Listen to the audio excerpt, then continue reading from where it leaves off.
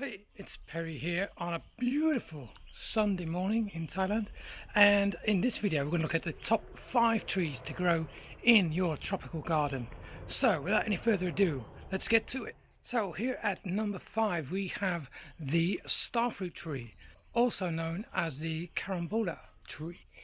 Starfruit tree is a native of Southeast Asia. It's very easy to grow and it grows prolifically. It's a very beautiful tree, so it's an ornamental tree too.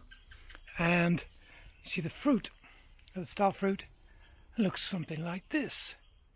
And when it starts actually fruiting, it's you get over an abundance of fruit. So much fruit that you mainly let it fall on the ground because there's just too many. We have about 5 or 6 trees, far too much fruit.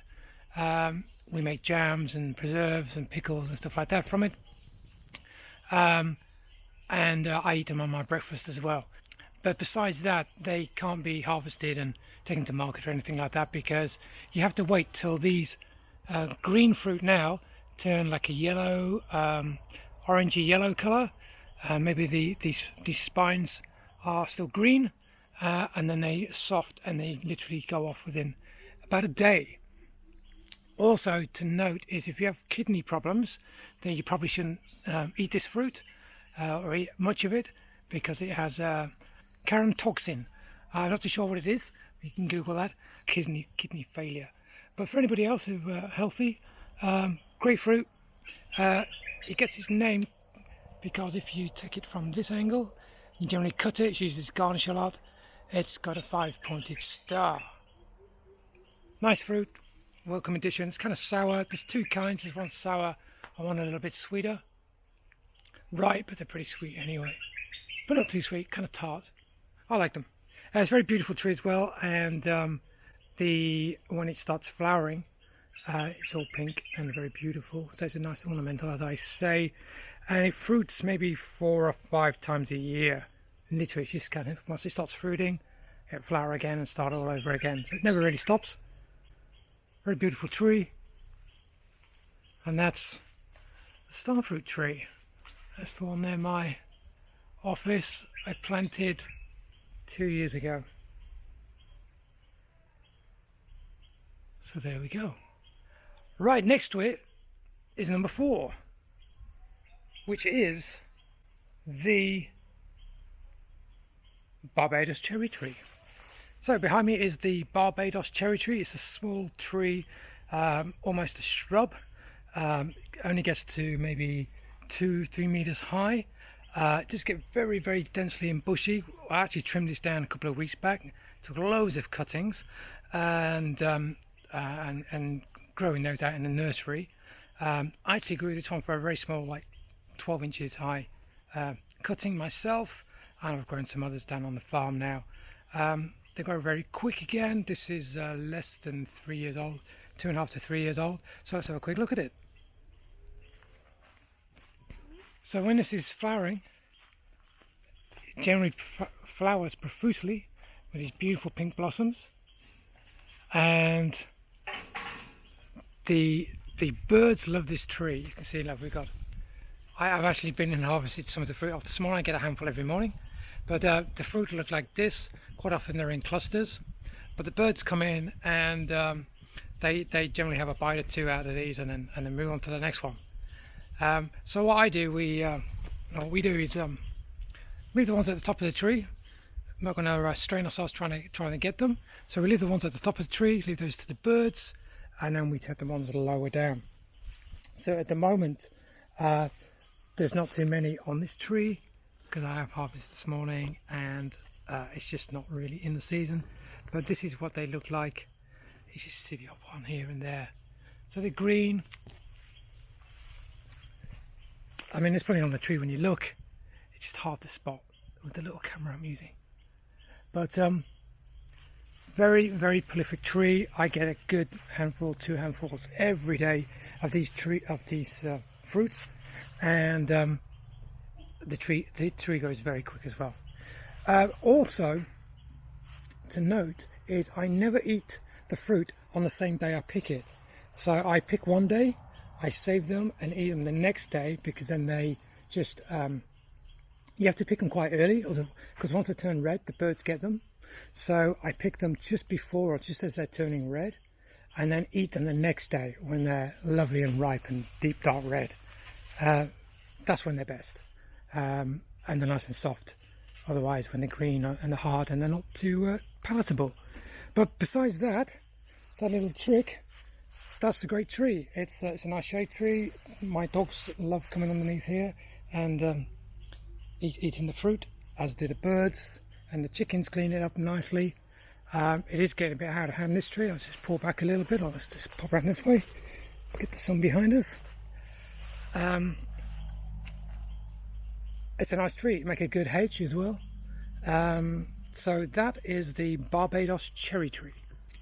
Our top 5 trees to grow in a tropical garden is this beautiful plant, and it is a papaya, also known as a paw paw. Now you see on this tree, it's got a big trunk there, but I topped it off where that plant pot is. I cut it off because I couldn't reach the fruit, because it got like 20-30 feet high, crazy high. Couldn't reach the fruit. Even my stepladder couldn't reach any fruit. I don't want to be one of those idiots who want to dive in the wall trying to get some fruit in the morning and dying. So I cut it down, and what happens then is you get these growths from the side, which has increased the amount of fruit we get on the tree. So now we have 2 big branches and a third just coming along actually, and full of fruit. The fruit is prolific on this tree, and we have several of these trees. One of my favourite fruit. That's papaya, also known as a paw paw. You can eat the fruit in its green state. So a lot of Thais eat this. They'll take one like this and then shave it, basically take the skin off and then shave the fruit underneath, and use it in a salad, spicy salad. I generally wait till they are yellow, take them off the tree before the birds get them again. The birds love these things. And when they go deeper yellow and orange, they are a little bit softer to the touch. Cut them up, have them with breakfast. Beautiful fruit, very nutritious, and also when you cut them in half, they generally have a hollow center, which is full of black seeds. The seeds can also be eaten. They're highly nutritious too, so you can eat those. And the leaves here, these big old leaves, I wouldn't eat this one because it's got a big old leaf, and I can see a snail behind it actually. But these young tender leaves up here, you can also eat these. So again, the plant is very versatile. That's what you can eat. Just a word of note, when you cut the tree in half to stimulate the other growth, otherwise it's just one trunk growing to the sky. When you cut it to stimulate this other growth, the center is hollow in parts. It's kind of like a bamboo. It's hollow, so it will fill water and it will rot the tree. So you need to cap it off, put a plastic bag over it, cap it off with something like that for a while until it heals itself up, and then it won't rot and kill the tree. But when you do that, you can come and pick these so easily. So that's the papaya. Awesome tree. Everyone should be growing these. So easy to grow.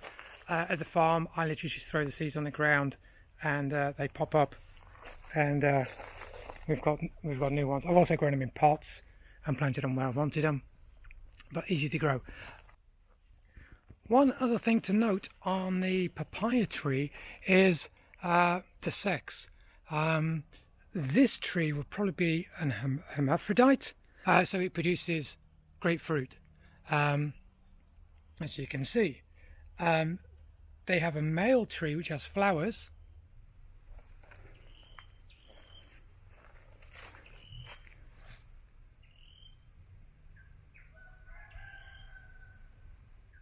which produces no fruit whatsoever, but nice flowers, nice looking tree, and you know, good for the insects, so no problem. You don't need a male tree near this tree. It's hermaphrodite, so it will pollinate itself and fruit. You also get male trees, sorry, you also get female trees that produce some fruit, but nothing like these big bad boys here. See how big these are. And these are, I've had some a lot bigger than this. This is actually what we call a Holland variety. You get another variety that's very, very long, more like a cucumber in shape, but these are more rounded. Some of these actually get really big and round as well. They tend to be our favourite, and I think at the markets they tend to be a better price as well. So yeah, it's all cool. So that's the papaya. Next one up is the amazing Moringa. Moringa trees are also known as the tree of life and the drumstick tree. It's a very delicate tree when it's young. This is probably no more than about 6 months old. But every part of the tree can be used, and it's highly nutritious, full of minerals and vitamins, pound for pound more than anything, more potassium than bananas, more vitamin C than oranges. It just goes on and on and on. Look into Moringa. It's a great plant. I've got some at the farm I'm actually going to harvest today. So basically I just cut these back, and again, like the papaya, they will send up some new branches, new growth. And I like to make teas from the leaves, these nice beautiful fresh leaves, really nice to top, very velvety. We put those straight into salads. I can take them off the tree and just eat them raw. Make teas out of them, just dry them off. Highly nutritious. They can also be ground up dried and ground and made into powder. So you can buy the powder, bags of powder or capsules, and they can also be moringa oil. So you can get the nutrition of this tree in many, many ways. It's only a small tree next to the papaya, but I've got some others, and maybe I'll show you one of those at the farm. They're a lot bigger. But this is a beautiful tree, highly nutritious, very easy to grow. They don't need any care and attention whatsoever. They don't like frost or anything, so obviously in the tropics we have no problem with frost. Kind of forgotten what that was. I haven't been to England for such a long time. They will grow pretty much in a drought area as well. So amazing tree.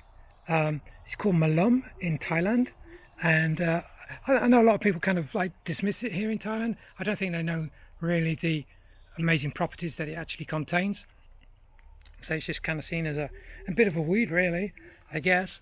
But it's actually very, very nutritious, and is classed as a superfood, and it's a great tree, very easy to grow as well. So again, you can plant these very, very close together, maybe 6 inches apart, grow a whole hedge of them, harvest them on a regular basis, cut them back, they'll just keep growing and growing, and you've got an endless supply of highly nutritious food.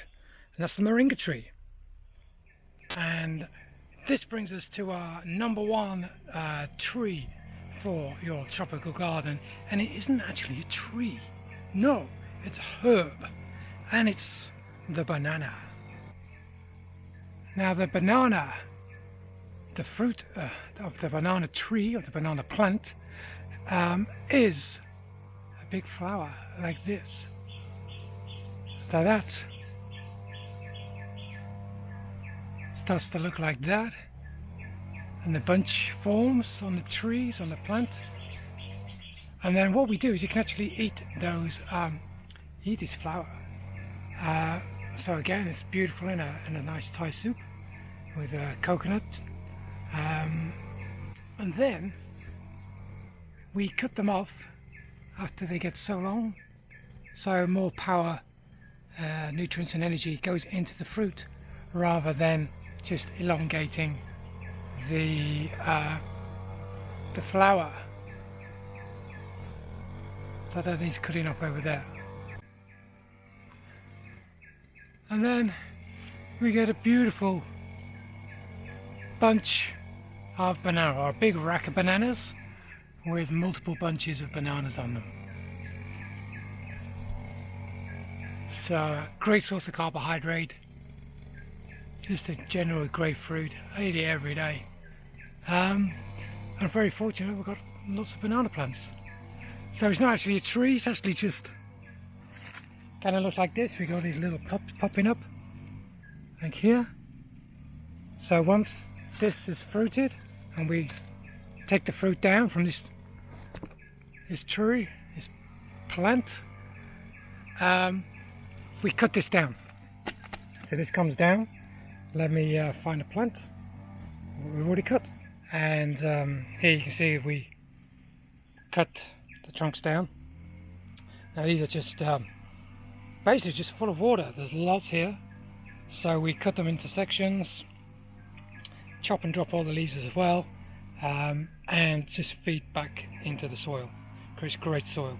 You could also, on these, we don't do it ourselves, but you can do if you want. You could cut a hole into these, cut a hole, pop a little bit of soil in there, and then plop things like lettuce, things like that. And the water content is easy. It's just literally so big. It would grow a lettuce. You can grow a lettuce within those. I've never done that. Maybe I should try and do it on video one time. But they're quite heavy to move around. So I kind of drop them and drop them and stay where they are. But that's the banana. Not exactly a tree, but every Thai garden or tropical garden should have bananas for an endless supply of fruit. So that's my top 5 fruit trees for every tropical garden.